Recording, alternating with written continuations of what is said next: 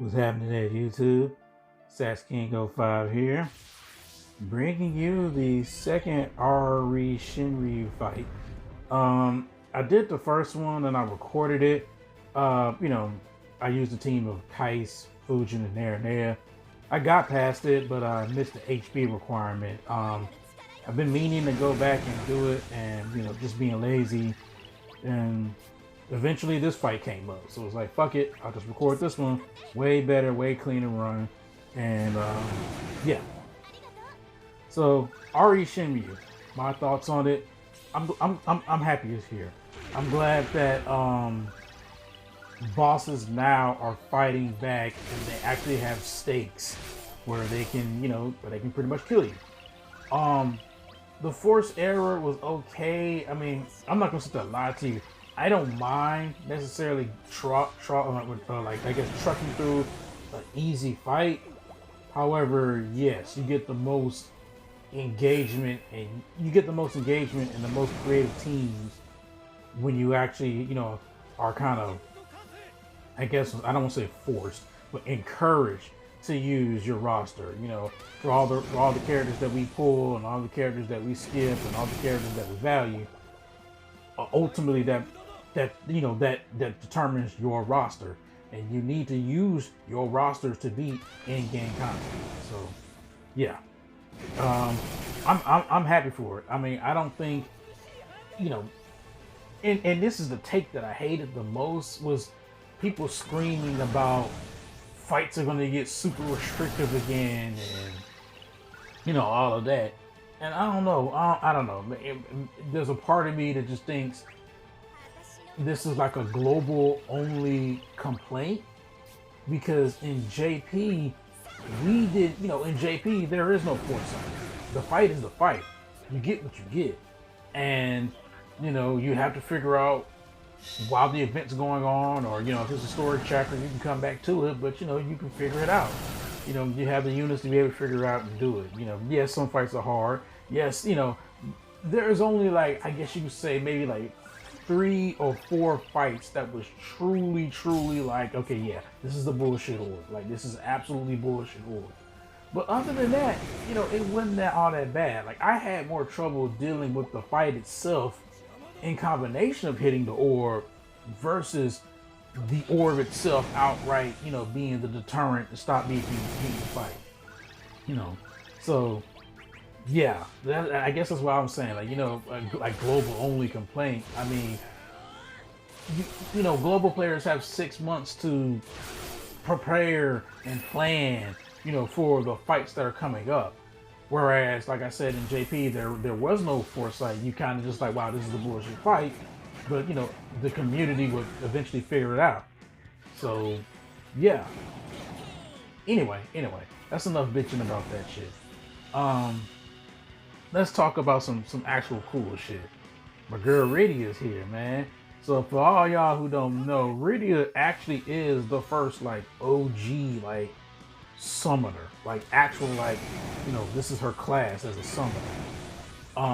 So, I played Final Fantasy 4, I think relatively recently, within like the past like 6 years or so. In my Final Fantasy journeys, I've actually been moving backwards and playing some of the older ones. And Final Fantasy 4 was like the latest, the latest one that I played that I've never played before. I actually need to go beat that boss, but things happen. So yeah, Rydia's OG summoner. I kind of like her for that.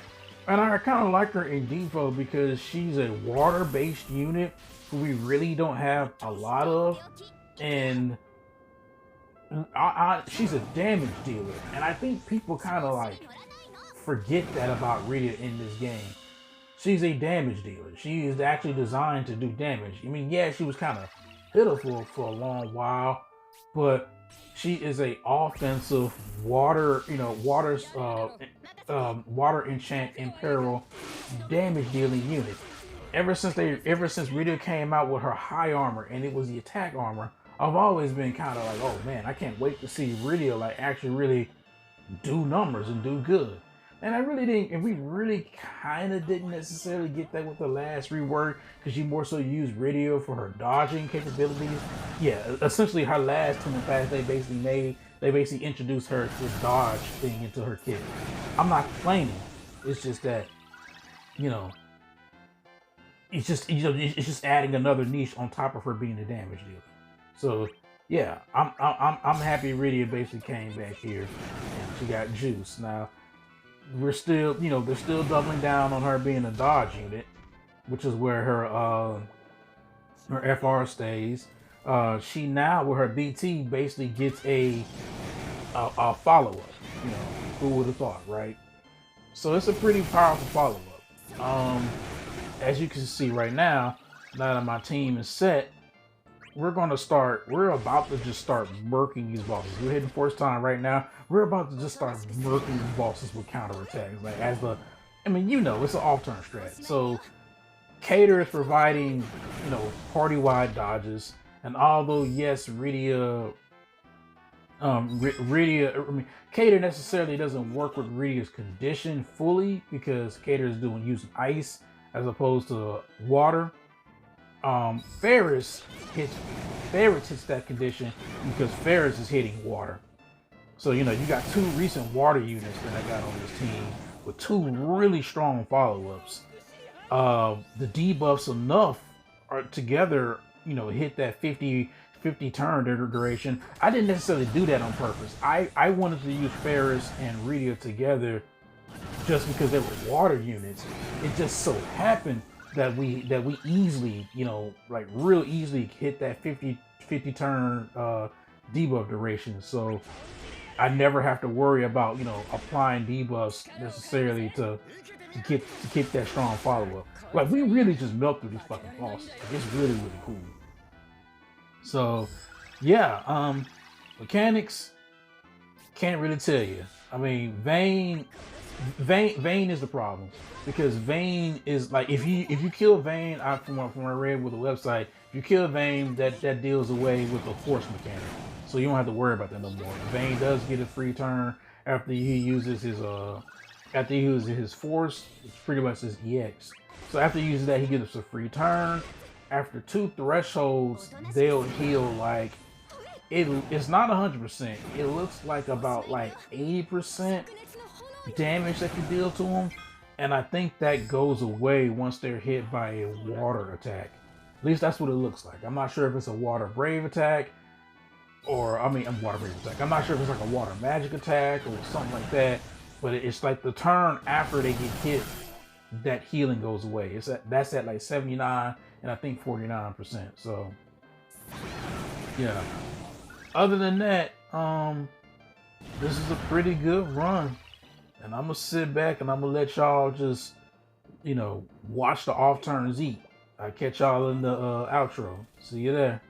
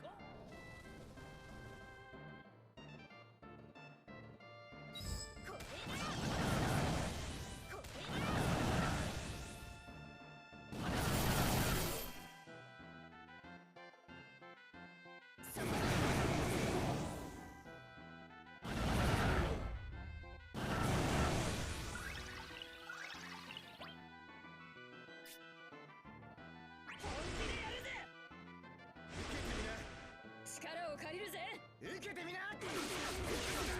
いつはいいや。負けられないんだよ。